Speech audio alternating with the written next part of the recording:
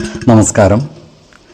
വേദാംഗ ജ്യോതിഷത്തിലെ അമൂല്യമായ അറിവുകളും ആധ്യാത്മിക ജ്ഞാന ഉപദേശങ്ങളും പകർന്നു തരുന്ന പ്രശാന്തം ആസ്ട്രോ ചാനലിലേക്ക് ഏവർക്കും സ്വാഗതം. ഈ ചാനൽ ഇതുവരെയും സബ്സ്ക്രൈബ് ചെയ്യാത്തവർ ഇപ്പോൾ തന്നെ സബ്സ്ക്രൈബ് ചെയ്യുക. നോട്ടിഫിക്കേഷൻ ലഭിക്കുന്നതിനായി ബെൽ ബട്ടൺ അമർത്തുമല്ലോ. ഒപ്പം ചാനൽ ലൈക്ക് ചെയ്യുക, ഷെയർ ചെയ്യുക, കമൻറ്റ് ചെയ്യുക.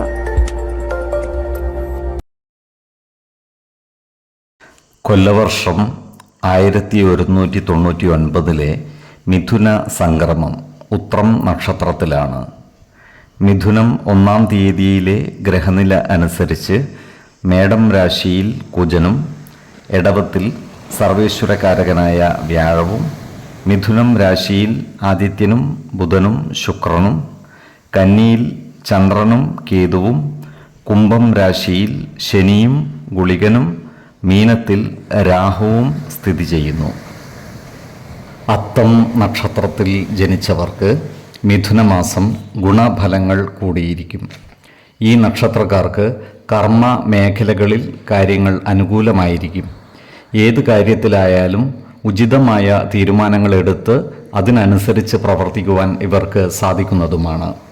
എടുക്കുന്ന തീരുമാനങ്ങളിൽ ഉറച്ചു നിൽക്കുന്ന ഇവർ ആ കാര്യത്തിൽ മറ്റുള്ളവരുടെ വിഷമങ്ങളെ പരിഗണിക്കുകയുമില്ല. അതിനാൽ ഇത്തരം സന്ദർഭങ്ങളിൽ മറ്റുള്ളവരിൽ നിന്നും ചില അനിഷ്ടങ്ങൾ നേരിടേണ്ടി വരുവാനുള്ള സാധ്യതകളും കാണുന്നുണ്ട്. എന്നാൽ ക്രിയാത്മകമായ പ്രവർത്തനങ്ങളിലൂടെ സമൂഹ മനസ്സിൻ്റെ അംഗീകാരം നേടിയെടുക്കുവാൻ ഇവർക്ക് സാധിക്കുന്നതുമാണ്. ഈ നക്ഷത്രക്കാരായ ഉദ്യോഗാർത്ഥികൾക്കും മറ്റു തൊഴിൽ അന്വേഷകർക്കും അനുകൂലമായ കാലമാണ്.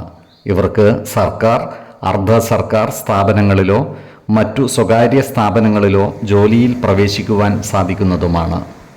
വിദ്യാഭ്യാസ സ്ഥാപനങ്ങളുമായി ബന്ധപ്പെട്ട് പ്രവർത്തിക്കുന്നവർക്ക് പ്രമോഷൻ ലഭിക്കുവാനുള്ള സാധ്യതകൾ കാണുന്നുണ്ട്. അതിനാൽ അർഹതയുള്ളവർക്ക് ജോലിക്കയറ്റത്തിനായി അപേക്ഷ സമർപ്പിക്കുന്നതിനും മേലധികാരികളെ നേരിൽ കാണുന്നതിനും അനുകൂലമായ കാലമാണ്.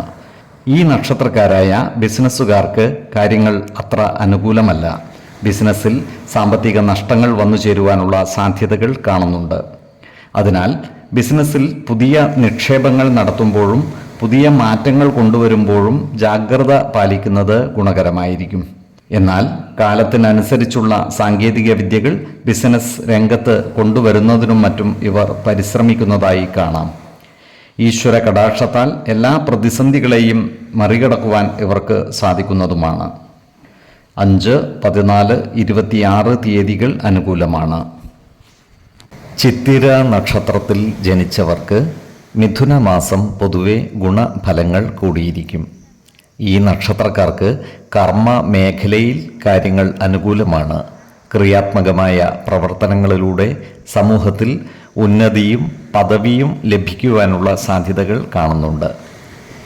എന്നാൽ ഇവർ ഏർപ്പെടുന്ന പല കാര്യങ്ങളും ഉദ്ദേശിച്ച വേഗതയിൽ പൂർത്തിയാകണമെന്നില്ല. അപ്രതീക്ഷിതമായി സാമ്പത്തിക നേട്ടം കൈവരിക്കുവാൻ ഇവർക്ക് യോഗം കാണുന്നുമുണ്ട്. അതുപോലെ ബിസിനസ്സുകാരായ ഈ നക്ഷത്രക്കാർക്കും നേട്ടങ്ങൾ കൈവരിക്കുവാൻ സാധിക്കുന്നതാണ്. ബിസിനസ്സിനാവശ്യമായ സർക്കാർ ആനുകൂല്യങ്ങൾ നേടിയെടുക്കുവാൻ ഇവർക്ക് സാധിക്കുന്നതാണ്. അതുപോലെ സർക്കാർ ആനുകൂല്യങ്ങൾക്കായി അപേക്ഷ സമർപ്പിക്കുന്നതിനും ബന്ധപ്പെട്ട ഉദ്യോഗസ്ഥരെ നേരിൽ കാണുന്നതിനും അനുകൂലമായ സമയവുമാണ്. ഈ നക്ഷത്രക്കാരോട് ശത്രുതാ മനോഭാവത്തോടെ പെരുമാറുന്നവരുടെ എണ്ണം കൂടുവാനിടയുണ്ട്. എന്നാൽ ഇത്തരക്കാരെ തിരിച്ചറിഞ്ഞാൽ അവരുമായി നല്ല സ്നേഹ സൗഹൃദ ബന്ധങ്ങൾ നിലനിർത്തുവാൻ പരമാവധി പരിശ്രമിക്കേണ്ടതാണ്. സ്നേഹപൂർവമായ പെരുമാറ്റത്തിലൂടെയും ഇടപെടലുകളിലൂടെയും സൗഹൃദം ശക്തിപ്പെടുത്തുവാൻ ശ്രമിക്കുന്നതാണ് ഉത്തമം. ഈ നക്ഷത്രക്കാർ സാമ്പത്തിക കാര്യങ്ങൾ കൈകാര്യം ചെയ്യുമ്പോൾ ഒരു പ്രത്യേക ശ്രദ്ധ പുലർത്തുന്നത് ഗുണകരമായിരിക്കും. വരവ് ചെലവ് കണക്കുകൾ കൃത്യമായി സൂക്ഷിക്കുകയും അനാവശ്യ ചിലവുകൾ നിയന്ത്രിച്ചു നിർത്തുകയും വേണം. ആരോഗ്യകാര്യങ്ങളിൽ ഇവർ ഒരു പ്രത്യേക ശ്രദ്ധ പുലർത്തുന്നത് ഗുണകരമായിരിക്കും. ചില്ലറ അസുഖങ്ങൾ ബാധിക്കുവാനുള്ള സാധ്യതകൾ കാണുകയാൽ ജീവിത ശൈലീ രോഗങ്ങൾക്ക് സ്ഥിരമായി മരുന്ന് കഴിക്കുന്ന ഈ നക്ഷത്രക്കാർ ജാഗ്രത പാലിക്കേണ്ടതുമാണ്. ഇവർ കൃത്യമായ വൈദ്യപരിശോധനകൾ നടത്തി മരുന്നുകൾ മുടങ്ങാതെ കഴിക്കേണ്ടതുമാണ്. 2, 12, 30 തീയതികൾ അനുകൂലമാണ്. ചോതി നക്ഷത്രത്തിൽ ജനിച്ചവർക്ക് മിഥുനമാസം പൊതുവെ ഗുണഫലങ്ങൾ കൂടിയിരിക്കും. ഈ നക്ഷത്രക്കാർക്ക് കർമ്മരംഗത്ത് കാര്യങ്ങൾ അനുകൂലമാണ്. ക്രിയാത്മകമായ പ്രവർത്തനങ്ങളിലൂടെ സമൂഹ മനസ്സിൽ ഇടം നേടുവാൻ ഇവർക്ക് സാധിക്കുന്നതുമാണ്. സാമൂഹിക സാംസ്കാരിക രംഗത്ത് ശോഭിക്കുവാൻ ഇവർക്ക് കഴിയും.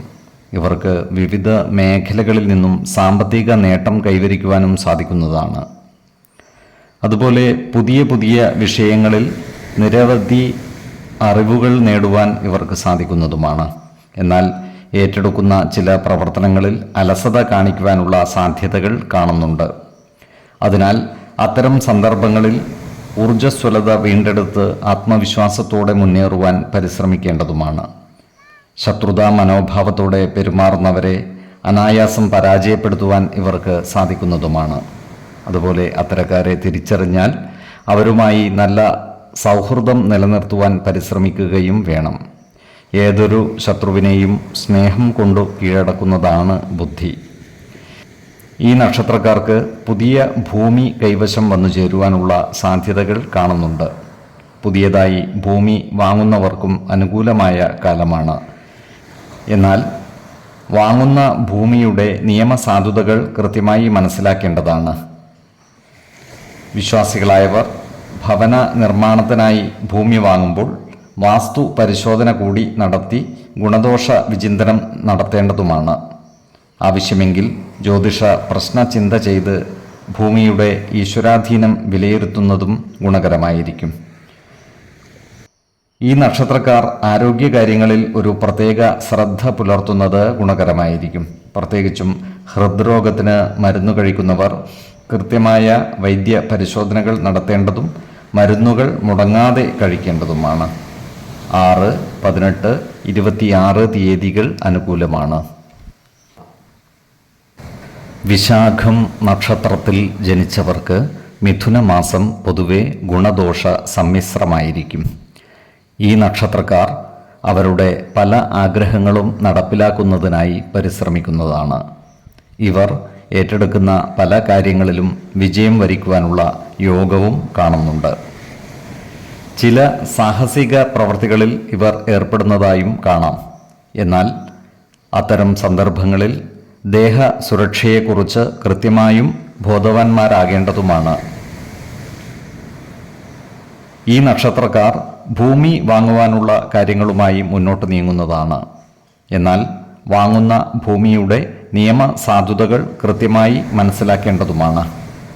എല്ലാ പ്രശ്നങ്ങളിലും ആലോചിച്ചു തീരുമാനമെടുക്കുവാൻ ഇവർ പ്രത്യേകം ശ്രദ്ധിക്കുന്നതായി കാണാം. എന്നാൽ പല കാര്യങ്ങളിലും ഇവർ അലസത കാണിച്ചാൽ അത്ഭുതപ്പെടുവാനുമില്ല.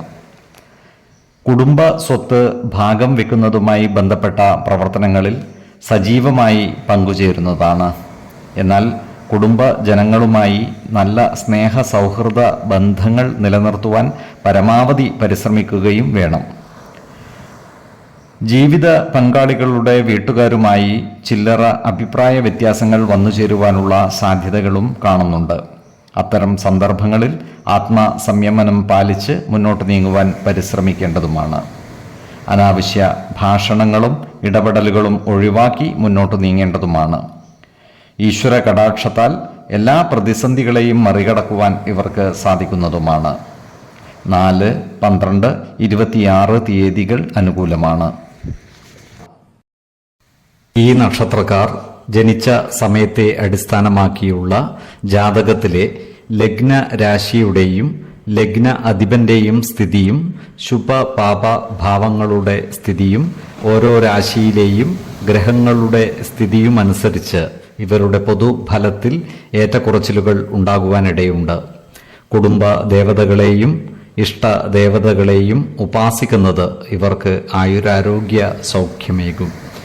ഇഷ്ടദേവതാ മന്ത്രം 108 തവണ ദിനംതോറും ലിഖിത ജപം ചെയ്തു വരുന്നത് ഇവർക്ക് സർവ ഐശ്വര്യങ്ങളുമേകും. നല്ല വ്യക്തി സാധനകളോടെയും ഉപാസനകളോടെയും മുന്നേറിയാൽ സർവേശ്വരാനുഗ്രഹത്താൽ ഇവരുടെ സർവകാര്യങ്ങളും മംഗളകരമാകും. നന്ദി, നമസ്കാരം. ജ്യോതിഷരത്നം പ്രശാന്ത് കണ്ണോം.